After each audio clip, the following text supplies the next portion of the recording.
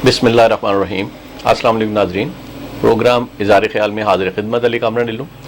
नाजरीन, आज के अफसोसनाक वाक़या के वजह से दिल अफसरदा है। पूरी कौम में बेचैनी, अफसोस, गम की शिद्दत इतनी ज़्यादा पाई जा रही है जिसका अंदाज़ा नहीं लगा सकते। ये इस वक्त हम समझते हैं कि वहाँ पर ट्रेन की इंतज़ामिया की गफलत की वजह से इतना बड़ा सानिया पेश आया है, और इस स्टेज पर इस सानिया का आना ये एक क्वेश्चन मार्क भी है, क्योंकि माजी में भी एक वाक़या ट्रेन का हुआ था, अफसोसनाक वाक़या था। और इस चीज़ का हमेशा जो दुश्मन फ़ायदा उठाता है, बैरूनी कुव्वतें नज़र रखे हुए होती हैं, क्योंकि इस वक्त तमाम सिक्योरिटी इदारे इस्लामाबाद की जानिब पूरी तवज्जो किए हुए हैं, और जहाँ पर भी थोड़ा सा कुताही गफलत नज़र आती है वहाँ पर दुश्मन फ़ायदा उठाता है। तेज़ गाम जो कि कराची से पेशावर के लिए रवाना थी, उसको रास्ते में रहीम यार खां के पास लियाकतपुर के करीब निकलने के बाद वहाँ पर ट्रेन जब चली है तो 2 गैस सिलेंडर धमाके हुए।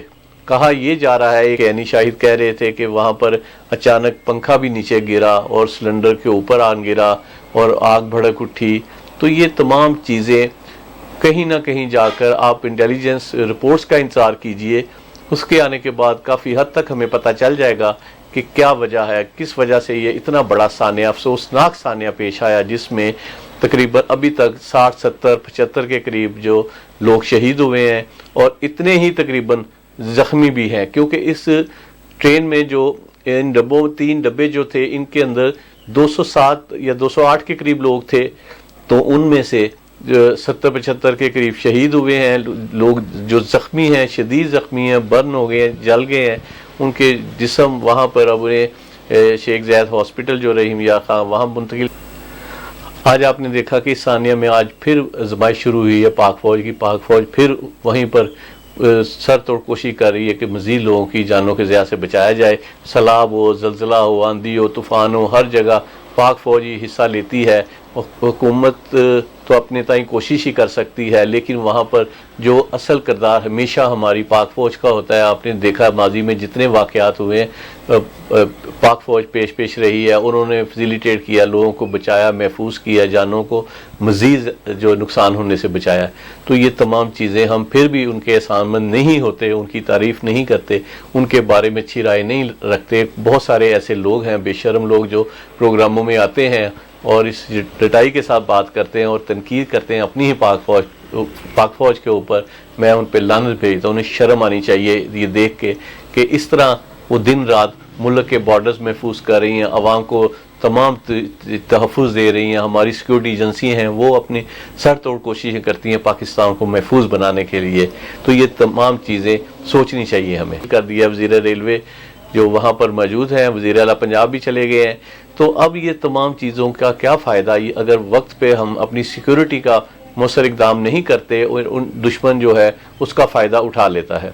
अब यहाँ पर तो बहुत सारे सवालिया निशान इसलिए भी दिखाई दे रहे हैं क्योंकि इस्लामाबाद में इस वक्त जो सूरत हाल है वो एक मार्च, धरने और लॉकडाउन की तरफ सूरत हाल जो इस वक्त है। गुजर खान से काफ़िला रवाना हो गया इस्लामाबाद के लिए, अगले 3 से 4 घंटों में इस्लामाबाद में वो विराजमान हो जाएगा।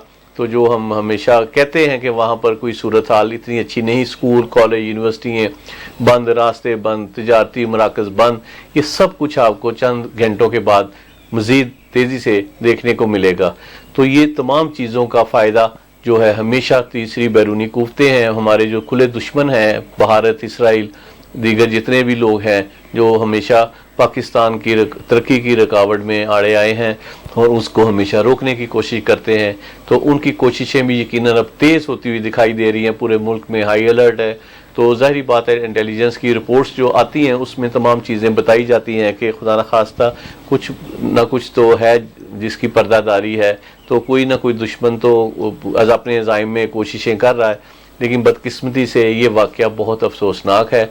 इसमें जिन भी लोगों की कोताही उन्हें सख्त से सख्त सज़ा दी जाए ताकि इब्रत का निशान बनाया जाए। वो जो लोग दुनिया से चले गए हैं वो वापस नहीं आएंगे, उनके लवाकिन को جو بھی حکومت نے اس وقت معاوضے کا اعلان کیا ہے 15 لاکھ اور زخمی کو 5 لاکھ، شہید کے لیے 15، تو وہ ان کی کمی پوری نہیں ہوگی. ان کے فیملیز میں اگر ایک سربراہ تھا تو وہ چلا گیا تو وہ پوری فیملی ڈیمیج ہوتی ہے، ان کو سارے کرائسس کو فیس کرنا پڑتا ہے، بچوں کی کفالت، ان کی تعلیم، روزگار اور تمام مسائل سے خواتین کو گزرنا پڑتا ہے. تو یہ تمام ایک بہت افسوسناک المیہ ہے، یہ واقعہ نے جھنجھوڑ کے رکھ دیا ہے آج. کیونکہ وہاں پہ اسلام آباد میں جلسہ بھی تھا، جلسہ تو آج کینسل کر دیا مسلم لیگ نون نے، متحدہ کا اپوزیشن کا ایک جلسہ تھا جو طے شدہ تھا، وہ کل جمعے کی نماز کے بعد اب ہوگا. تو یہ مسلم لیگ نواز کی مریم اورنگزیب نے یہ فیصلہ کیا ہے کہ اسلام آباد کا جلسہ جو ملتوی کر دیا گیا ہے. دیکھنا یہ ہے کہ کیا فیصلہ مریم اورنگزیب صاحبہ نے کرنا ہے یا فضل الرحمان صاحب نے کرنا ہے. آگے جا کے یہ تصادم آپ کو دکھائی دے گا، کیونکہ یہ اختیار مریم اورنگزیب کا نہیں ہے، کیونکہ متحدہ اپوزیشن کا یہ پروٹیسٹ ہے اور انہوں نے اپنے تئیں یہ فیصلہ کیا ہے. کیوں کیا ہے؟ مولانا فضل الرحمان صاحب کو یہ قابل قبول نہیں ہوگا. تو یہ صورتحال دیکھنے کو ابھی مل رہی ہے، آگے دیکھتے ہیں کیا بنتا ہے. ان کو چاہیے اگر تھوڑی سی بھی خدا خوفی ان کے دل میں ہے تو اس کو یہ دھرنے کو ملتوی کر دیں. یہی ایک وقت ہے. اگر اس وقت پہ، کیونکہ انہوں نے اگر ایسا نہ کیا تو اس کا مطلب یہ ہے کہ یہ ملک کے خیر خواہ نہیں ہے. ان کا ایجنڈا وہی ہے جس کا خدشہ ہم بار بار ظاہر کرتے آ رہے ہیں، اور آپ تقریباً ہر جگہ سوشل میڈیا پہ سن رہے ہیں، چینلز پہ بھی اب یہ پروگرامز میں تذکرہ ہو رہا ہے کہ ان کے عزائم ٹھیک نہیں ہیں. تو ان کو یہی وقت ہے کہ فوری طور پر اپنا پروٹیسٹ ختم کر دیں، کیونکہ اس طرح ہی عمران خان کے دور میں بھی اے پی ایس کا واقعہ پیش آیا تھا 2014 میں، تو انہوں نے اسی وقت ہی پروٹیسٹ ختم کر دیا تھا، تمام چیزیں اپنا ختم کر کے واپس چلے گئے تھے.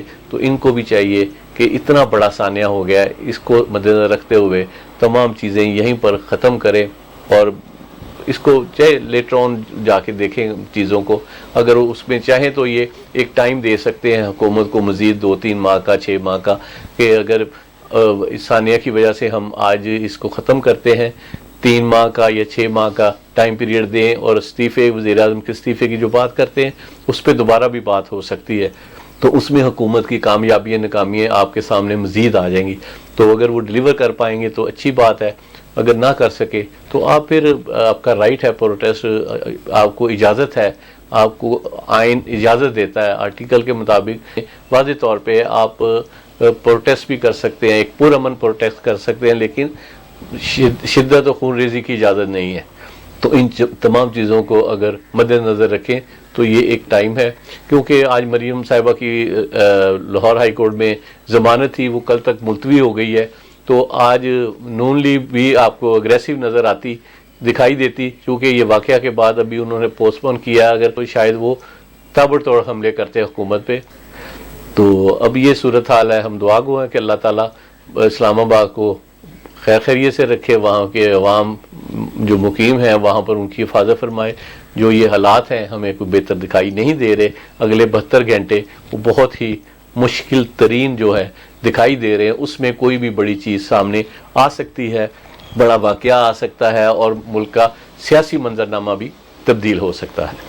آج کے سیگمنٹ میں مجھے اجازت دیجیے گا، انشاءاللہ اگلے سیگمنٹ میں پھر آپ سے دوبارہ ملاقات ہوگی نئے ٹاپک کے ساتھ. تب تک کے لیے اللہ حافظ. پاک فوج زندہ باد، پاکستان پائندہ باد.